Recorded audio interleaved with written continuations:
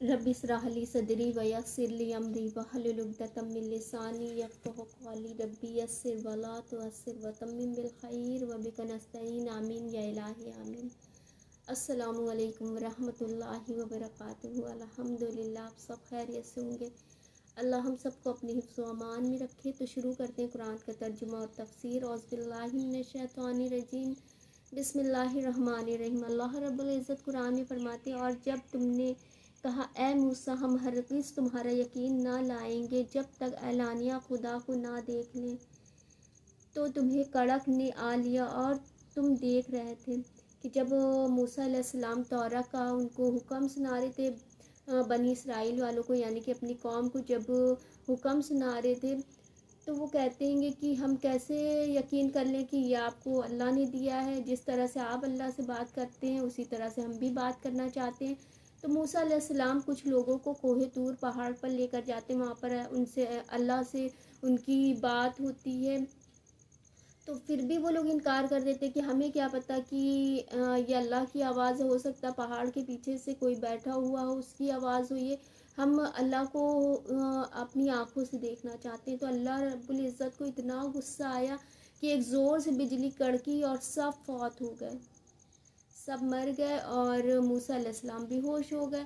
और जब मूसा अलैहिस्सलाम को होश आया और देखा कि सब फौत हो गए हैं, तो वो कहते हैं कि या अल्लाह, मैं तो इन लोगों को आपका दीन सिखाने लाया था, यहाँ पर आपसे बात कराने लाया था, जिससे कि ये जाएं और अपने लोगों को बताएं, जिससे आपकी और ज़्यादा लोग इबादत गुजार, आपको और ज़्यादा लोग मानने वाले हो जाएं। अब मैं जाऊंगा, इनको अगर नहीं लेके गया तो फिर तो आपको कोई भी ज़मीन पर मानने वाला, यकीन करने वाला नहीं होगा। तो अल्लाह रब्बुल इज़्ज़त ने उन्हें ज़िंदा किया। कि किस तरह से अल्लाह रब्बुल इज़्ज़त फरमा रहे हैं कि ज़िंदा किया, फिर मरे पीछे हमने तुम्हें ज़िंदा किया, यानी कि एक के बाद अल्लाह ने एक को ज़िंदा किया। एक ने दूसरे को ज़िंदा होते हुए देखा, दूसरे ने तीसरे को ज़िंदा होते हुए देखा। इस तरह से सब ने एक दूसरे को ज़िंदा होते हुए देखा। ये बहुत बड़ा मौजिज़ा था। और अल्लाह रब्बुल इज़्ज़त फरमाते हैं, तुम्हें ज़िंदा किया कहीं तुम एहसान मानो, और हमने इब्र को तुम्हारा साइन बनाया और तुम पर मन और सलवा उतारा। मन और सलवा जो वादी तीन में जब गए थे, तो अल्लाह रब्बुल इज़्ज़त ने उनको खाने के लिए, जो मन होता है गोंद की तरह मीठा होता है, और सलवा होता है जो बटेर होती है जैसे, उस तरह से वो ढेरों ढेरों गिरती थी और वो उसको ज़बा करके खाते थे। तो ये अल्लाह रब्बुल इज़्ज़त ने वादी अत्ती में उनको खाने के लिए चीज़ें दिया था। अल्लाह रब्बुल इज़्ज़त फरमाते हैं, खाओ हमारी दी हुई 70 चीज़ें, और उन्होंने कुछ हमारा ना बिगाड़ा। हाँ, अपनी ही जानों का बिगाड़ करते थे। कि जब उनको मन और सलवा दिया गया खाने के लिए, तो कहते हैं हम हरगिज़ इस खाने पर सब्र नहीं करेंगे। हमें ज़मीन की उगाई हुई चीज़ें चाहिए, जैसे कि अनाज है, सब्ज़ियां हैं, ये सारी चीज़ें हमें, तरकारी है, ये सब चीज़ें हमें ज़मीन की उगाई हुई चीज़ें चाहिए। तो अल्लाह रब्बुल इज़्ज़त फरमाते हैं कि उन्होंने कुछ भी मेरा बिगाड़ नहीं किया, वो अपनी ही जानों का बिगाड़ करते थे। और आगे अल्लाह रब्बुल इज़्ज़त फरमाते हैं, और जब हमने फरमाया इस बस्ती में जाओ, फिर इसमें जहाँ चाहो बेरोक टोक खाओ। जब उन लोगों ने ज़मीन की उगाई हुई चीज़ें मांगी, तो अल्लाह रब्बुल इज़्ज़त ने उनसे कहा कि इस बस्ती में जाओ और बेरोक टोक जो तुम चाहते हो वो इस बस्ती में तुम्हें मिल जाएगा।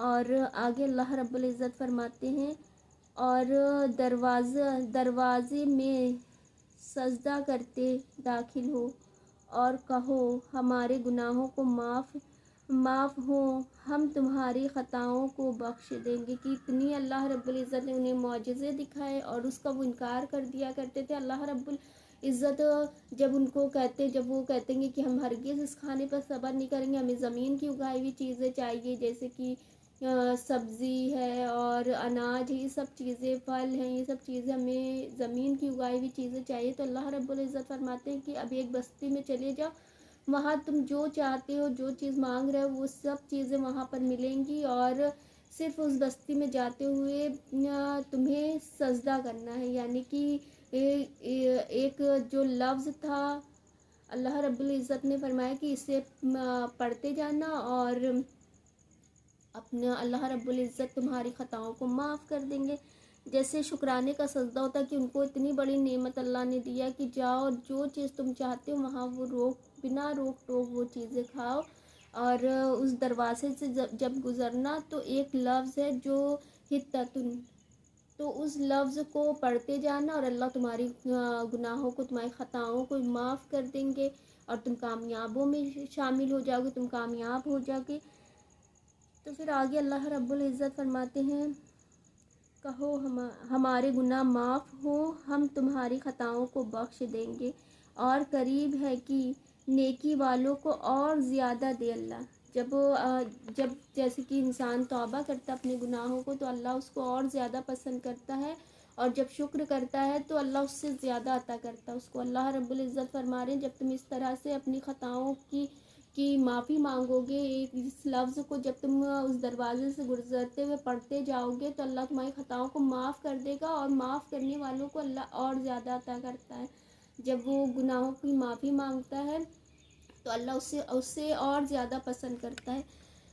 اور آگے اللہ رب العزت فرماتے ہیں کہ تو ظالموں نے اور بات بدل دی جو فرمائی گئی تھی، مطلب جو ان کو لفظ دیا گیا تھا، جیسے کہ ایک لفظ، جیسے آج کے وقت میں کوئی گناہ کرتا ہے تو اللہ رب العزت نے اسے توبہ کرنے کا موقع دیا ہے، جیسے کہ ہم لوگ استغفار کرتے ہیں، استغفر اللہ ربی من کل ذنب واتوب الیہ، تو اسی طرح سے اللہ رب العزت نے انہیں اس وقت ایک لفظ دیا تھا جو حتتن لفظ تھا، اس کو ان لوگوں نے بدل دیا، جیسے کہ حتتن کہنا شروع کر دیا، اس کا مذاق سا اڑانا شروع کر دیا، اس لفظ کا مذاق اڑانا شروع کر دیا، کہ اللہ رب العزت فرماتے ہیں کہ ظالموں نے اس لفظ کو بدل دیا۔ کہ وہ ظالم کس لیے اللہ رب العزت انہیں ظالم کہہ رہے ہیں کہ وہ اپنی جانوں پر ظلم کرتے تھے، وہ خود ظالم تھے اپنے لیے، تو اللہ رب العزت فرماتے ہیں کہ وہ اپنی جانوں پر ظلم کرتے تھے، اور ظالموں نے اس لفظ کو ہی بدل دیا۔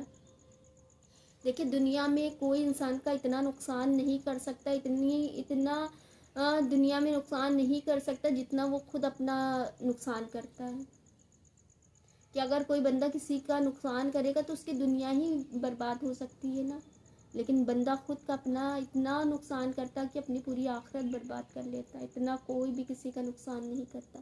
اور کہتے ہیں کہ کسی کا وقت کوئی انسان ضائع نہیں کر سکتا، برباد نہیں کر سکتا جب تک وہ خود انسان نہ چاہے اپنے وقت کو برباد کرنا۔ اور آگے اللہ رب العزت فرماتے ہیں، اس کے سوا تو ہم نے آسمان ان پر عذاب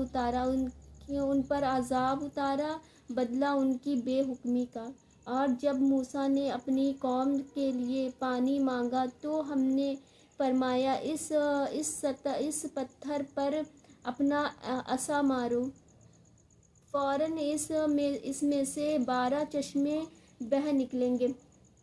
جیسے کہ اللہ رب العزت پھر سے اسی وادی عتیم میں جب وہ لوگ تھے تو اللہ رب العزت نے ان کے لیے 12 چشمے، وہ 12 قبیلے تھے، تو اللہ رب العزت نے ان کے لیے پانی جب مانگا تو اللہ رب العزت نے فرمایا کہ اپنا عصا مارو، اور 12 چشمے بہہ نکلے، اور سب کا ایک ایک قبیلے کا ایک ایک چشمہ مل گیا، یعنی کہ پانی